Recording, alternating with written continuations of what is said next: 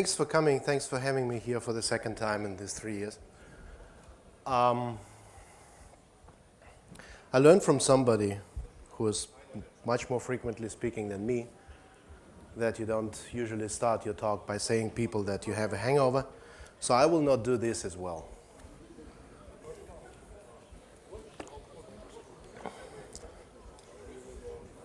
People are still reactively streaming in. Let's give it a minute. Okay. So yeah, reactive. Does anybody do reactive? Ha. Does anybody know what it is? Awesome. You probably should take my place here. Did anybody sign the reactive manifesto? No. You should, guys. Really. It's a pretty cool initiative. But there are some things to consider. So I did this talk at QCon a while back because they actually wanted to have somebody there who's considering things a little bit different than just putting buzzwords on the slides and then selling something onto somebody. Who am I? I'm Pavlo Baron. I used to work for Codecentric. I'm still Codecentric, sort of. But we're starting up with a new company called Instana, where we actually will manage to change the world of monitoring, system management and stuff. So I'm playing the CTO role there.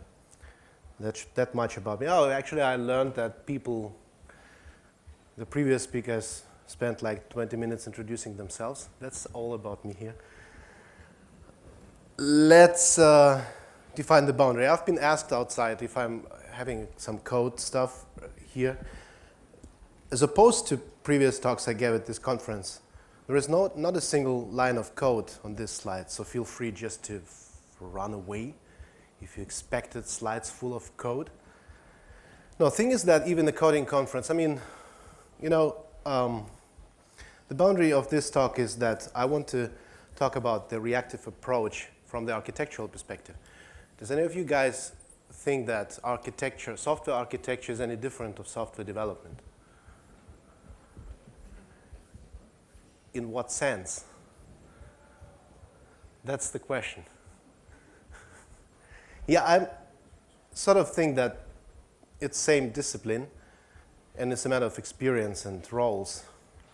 But we don't talk about architecture itself, we talk about the reactive approach, and this is very important for me to say that when you look at reactive manifesto and when you look at the whole reactive movement, I think that there are too many things mixed up together that actually don't really belong together necessarily. They can contribute to each other in some sense, but I want to get to the essence of this whole thing called reactive approach. So I consider responsiveness, which is also part of this, of what you sign on the manifesto. Responsiveness is actually it's a behavioral aspect from the user experience or user interface perspective, and it's a requirement. Also, it's valid for resilience. There are systems that are not allowed to break. There are systems that are allowed to break and nothing happens. There are systems that never been used, so they are allowed to break. You don't need to build them 100% resilient. So what I want to say with that is that this is actually an operational requirement and also business requirement in some sense, because it's all business requirements. Also, event orientation or message passing or whatsoever, it's transport patterns. It's a way how you allow small things that we will talk about here that have to cooperate together to exchange the data, the information. So let's get to the next one. Also, asynchronous execution itself, it's an invocation detail. You can even go reactive when you full synchronous in terms of how it runs or how it maps to the machine it's running on. So we shouldn't mix these things in necessarily.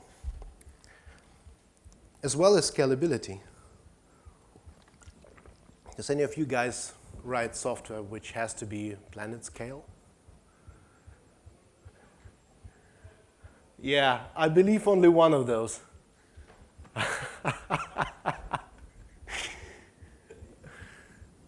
No, the thing is that scalability is a business requirement. When you build a system that doesn't have to scale, whatever the scale, well, the scalability point is, or you work with explosion points of system and so on and so forth, when you have a system where just 5 people are using, and you still can implement this software in a very well way, but it doesn't have to scale beyond borders that are not normal anymore.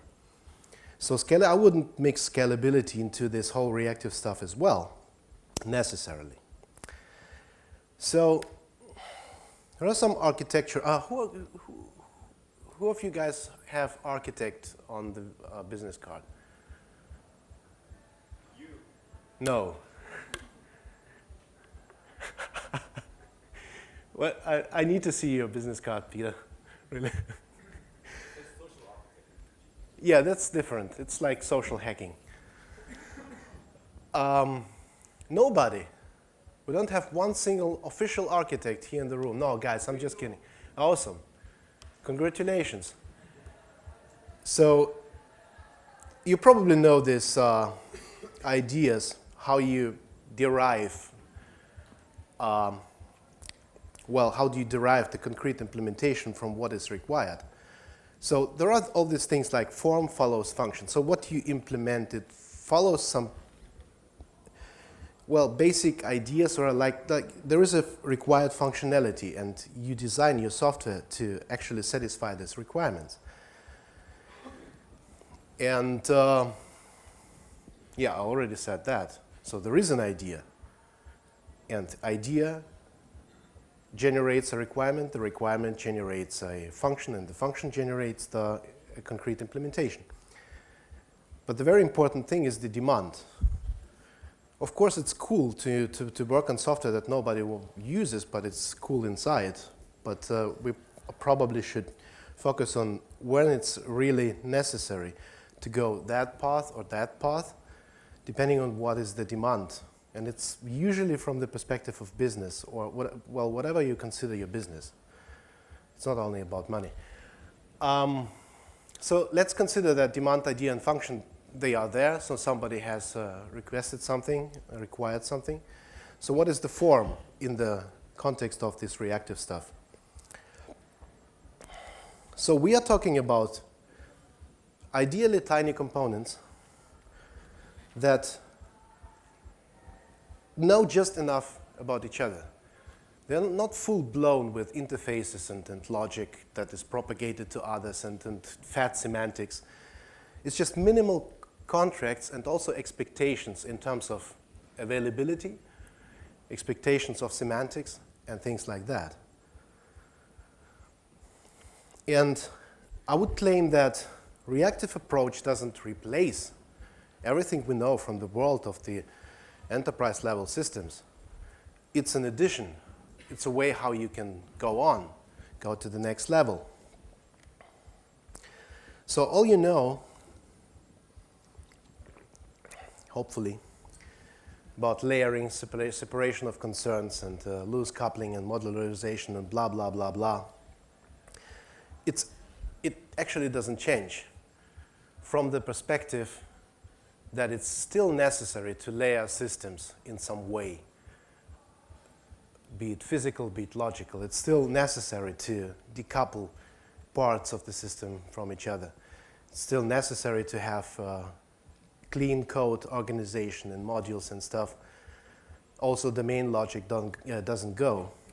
What eventually changes is the invocation and the behavior and presence of failures. This is what is real interesting about this reactive approach, and how it changes the mindset and how it contributes to, for particular use cases I will speak about, to the quality of what you're writing. So here's the claim. Becoming reactive means that you move from implicit to explicit reactiveness. Now let me explain that. So, on the very, very, very abstract level, you have a piece of software that gets data in and produces some result. And this piece of software will run within a reactive context. Sorry. So when you look at Unix pipes and filters and stuff like that, it's already a reactive context because you just move data through a pipeline. All of these single pieces are prepared to be all alone on themselves. It's necessary, of course, in cases of tools. But when you build a pipeline, this is already a reactive context because I react on what is coming in and I produce something to anybody who's listening. By default, probably just throwing this on the console.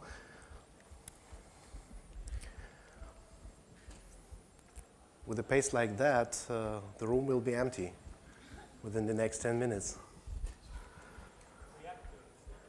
Yeah. So think about this one. When you call a function, I mean, what is a function actually? When it's, well, not in terms of programming, but in terms of execution, of invocation. It's just a piece of code lying in a segment. And it will be executed on the machine when it's necessary. So the whole context around this piece of code is already reactive. It's already there. So you write lazy logic, ideally, and this is very important in this reactive world, that the logic is lazy and it kicks in only when it's needed. Somebody calls it or hits a timer or something like that. Taking this on a different level, but it's not really different. Any application runtime platform itself is already a foundation to program reactively. Actually, it's in itself. These things are already reacting. They give you threads, they give you actors, well, depending on what platform you're running on. It has abstractions like message passing, all the schedulers, and so on and so forth. It's all the foundation, it's all the context around your custom code that can make you reactive. But the difference is that you need to take the next step. Oh yeah, I have one more. Operating system kernel is actually in itself a modern one. It pushes, it calls callbacks. You can have event loops, you can have all that stuff that makes you reactive, but it's implicit. It's there waiting for you just to use it. Another one, the computer itself. I think von Neumann will not go for like 300 years more. We will stick with it forever with this sort of architecture. And it also gives you all the foundation that you need for that. You have a process, you have your pipelines, you have instructions, you have interrupts where some code is being executed when somebody hits a button and stuff like that. It's already a reactive context. So the conclusion is, it's not obvious, but it's already reacted what you're running in under the hood. So to become reactive would mean that you just make it more explicit in how you program yourself. You just use the same concepts. And now let's talk about the benefits of taking this step to the reactive approach. Some might be not expected, but responsiveness to change. Thing is that when you build your software of tiny pieces that are not able alone to crash the whole thing, it will go on working still when it's gone and you can bring it back. The advantage of it is that you just can adjust one more.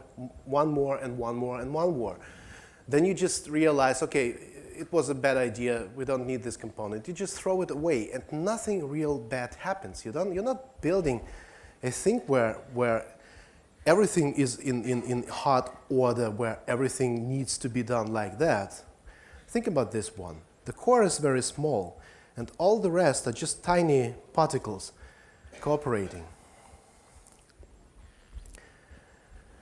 Also, of course, resource efficiency is very important these days. No matter if you write software for 5 users or if you write planet scale, which is even harder then. But this laziness of your components, that they only jump in when they are absolutely needed and when they need to do some partial work, this is a very important thing. Also, fight or flight. It's interesting that through the whole development of this internet-based business, actually a two-people shop can have problems that were relevant to companies with thousands of them years ago. This is very important, and when you are programming reactively, where things react on some actions and do some work, you can react on changes, on difficulties in the operation. You can react on security breaches and so on and so forth. When you prepared for that, it's probably too far because it's already concrete examples, but I hope you get the point. Yeah, so use cases for that. On one side, can be technical. Means that whenever you write a network server, a server which is part of a network, which is serving some whatever client requests, whatever, it's perfect when you when you implement this reactively. Because most of the time, when it's not busy, just wait, and then you need to kick in and do some work. This is how they all work. But it's, of course, on the more abstract level, it's also all about services or web services, however you call them. It's still the same. They are waiting for somebody to call through an interface to do some work for them. And they need to produce a result. But also stream processing. Does any... we're not allowed to speak about details. Does anybody of you guys do stream processing, like classic stream processing, complex event processing and stuff like that? Cool. Like it? Was it hard to learn? It can be hairy, right? It can be hairy, yes. It actually is. But stream processing is a very, well, technically seen as a very good place for reactive programming, because I would define this that way. When you have the problem that you really cannot, due to amount of data flying in, or due to some other reasons, when you cannot do this classically, like let's collect, store in the database, then pick it up and do something like that, with that you will end up going for the whole bunch of stream processing abstractions and algorithms and so on and so forth. So this is essentially the idea that you just blow bits through a whole topology of things, and this is a reactive context already. You wouldn't call it reactive in the buzzword way, but it's actually in itself, every stream processing engine is actually built pretty reactively. But on the other hand, to summarize the use cases, actually every application that is frequently accessed by machines or people is a good area to go for a reactive approach. But the magic word here is frequently. So let's speak about challenges.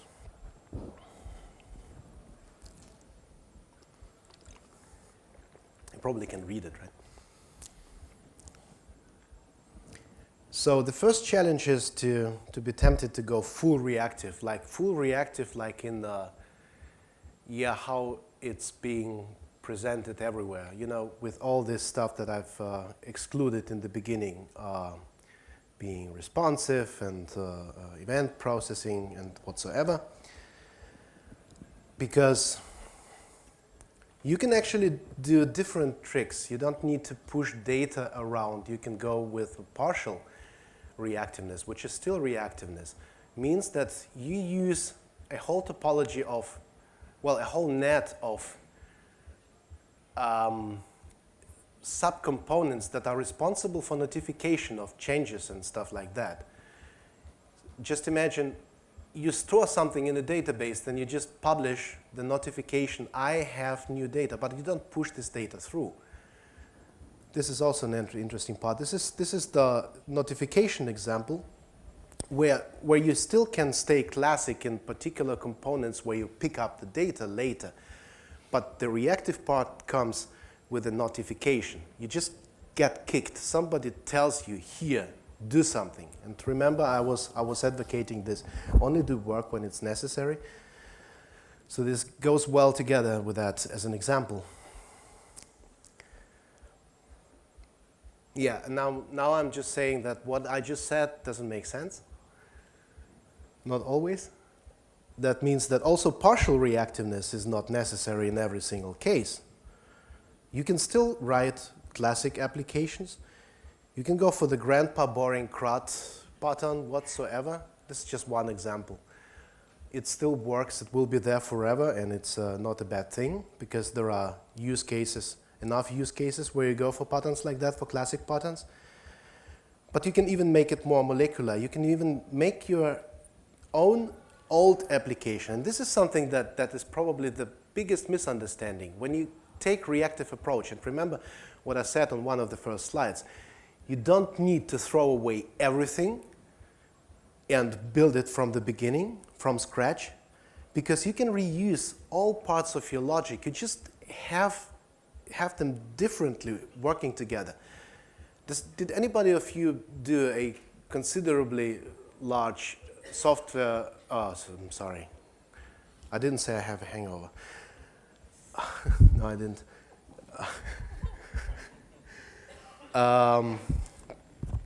A considerably large SOA project, service-oriented architecture. Remember this thing? Of course. Anybody else?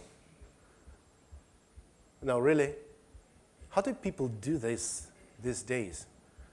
I mean, it's still a very valid approach in very large enterprises to combine all these crappy old things that never work together, to integrate them together. So actually, the whole reactive company does, but also should do more work in learning how these people have solved these problems a while back. In itself, it's real heavy what they did, and most of it might be claimed to be overhead, but the ideas are very important. So you cut stuff in small pieces and make them work together.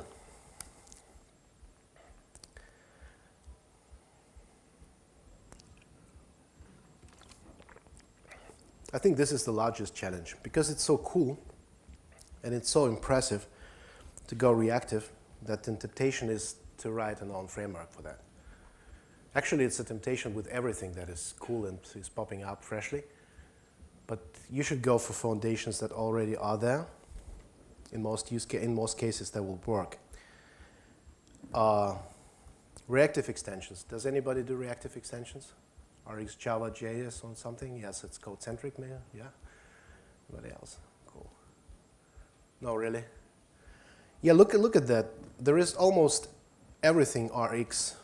For every single platform, for most of the languages, there is an RX extension already existing. And in most of the cases, when you implement a classic business application, you will be good with that.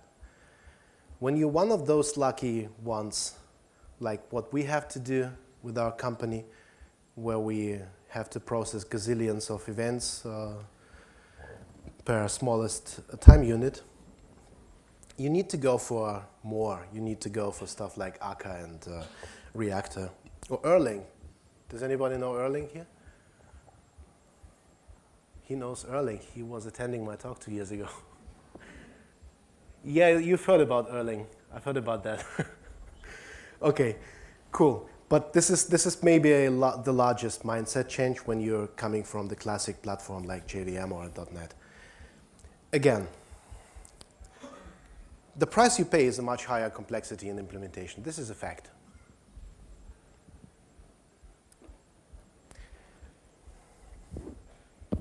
I just leave it here because it's valid actually not only for reactive, for everything. Of course, in order to convince you to do something, to use something, people would make you look away from issues that are actually there and complexity that is there, and it will never go away. So the message is that, especially in our industry, complexity will never go away. It happened with NoSQL data stores as well. So everything is cool, everything is distributed and very simple, no relational algebra, nothing. But you need to do this all in your code because you actually have to. You have to simulate transactions and stuff like that. So this complexity will not go away if it's there by demand. But again, the very, very, very quick entry point for you, if you never looked into reactive programming, well, it's different. Reactive approach, let me say. Just go with RxJava, RxJS and stuff like that. Just look into that and try to understand how they do things. It's like an extension of classic patterns. In this case, they use observables. So you actually can observe changes on values or any sort of change that can be notified. There are also different patterns that I partially already explained, like you still can reuse your logic that works with databases and stuff like that. It doesn't mean when you go reactive, it doesn't mean that everything is in memory all the time and pushed around. It doesn't mean just that.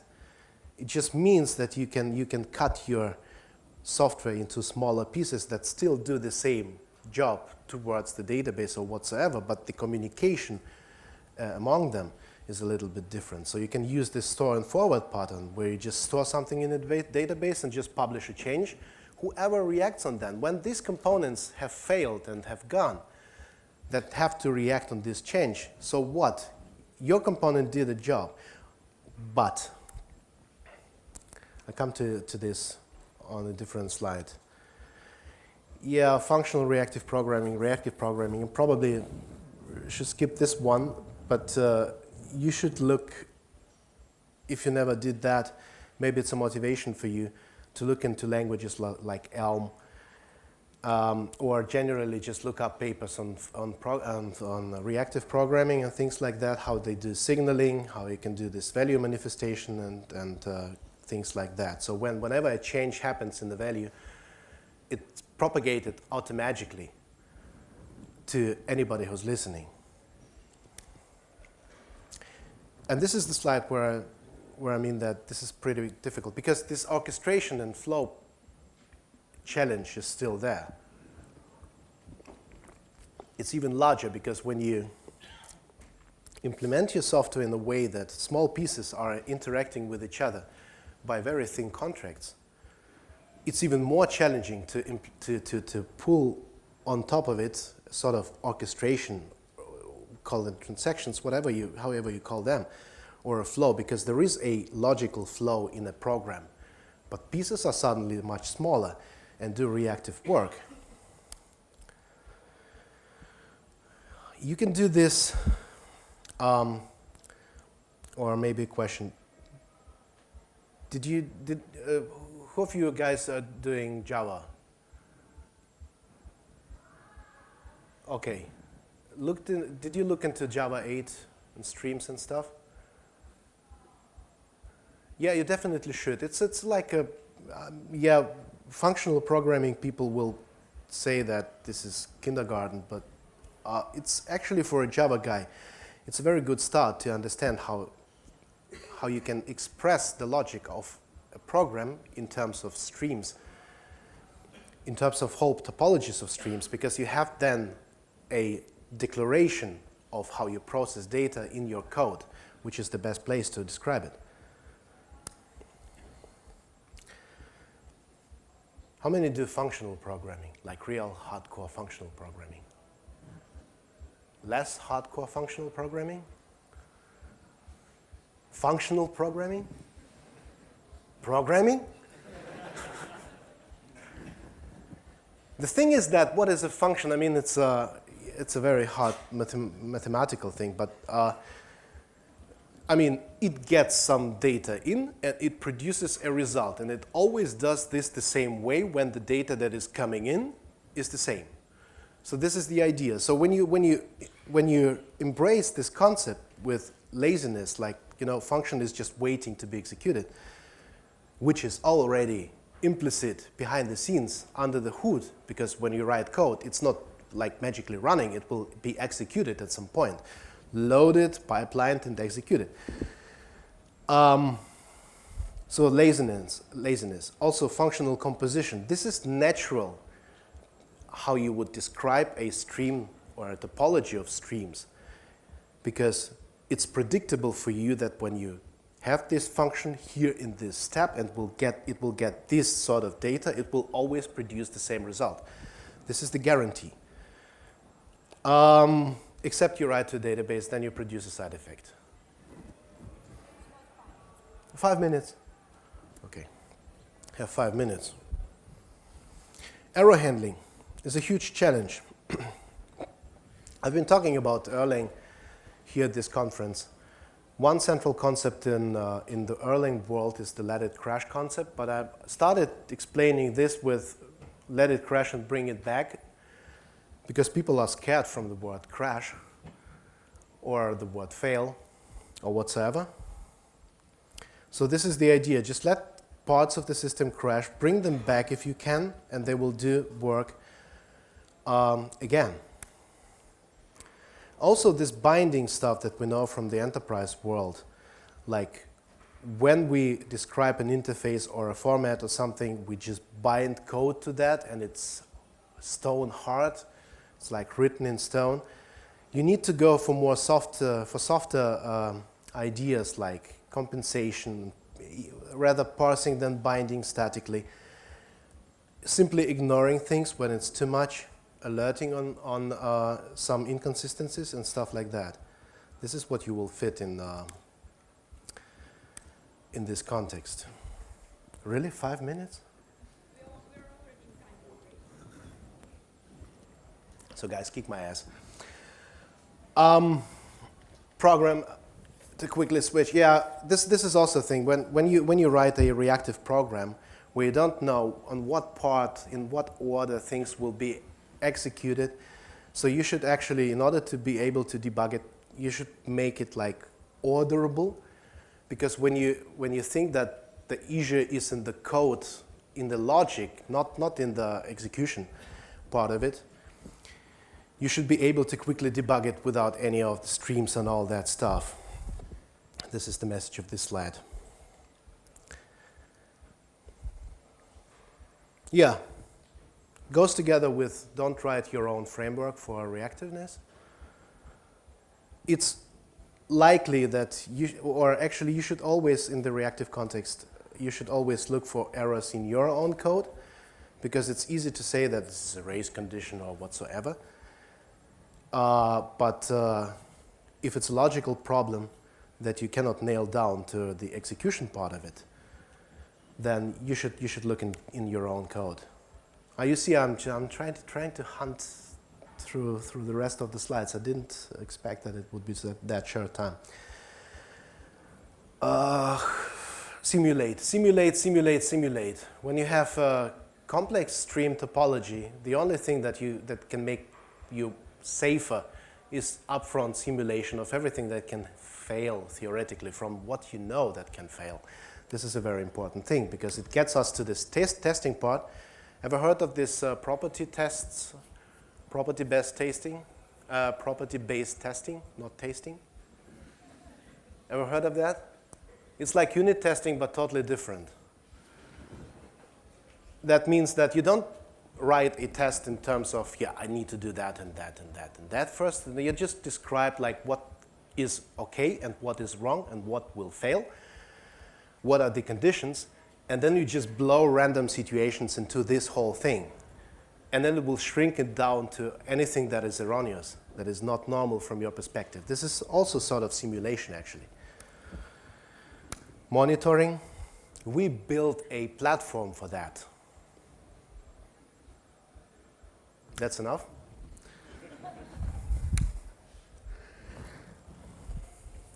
Okay, when you have components that actually communicate with each other through thin contracts and expectations, there are still orders of presence. So you need to you go to listening, like you need to have sort of a loop that looks like, okay, is something that I absolutely rely on, is it there? Because this is part of the logic where you just say, without this thing I cannot work.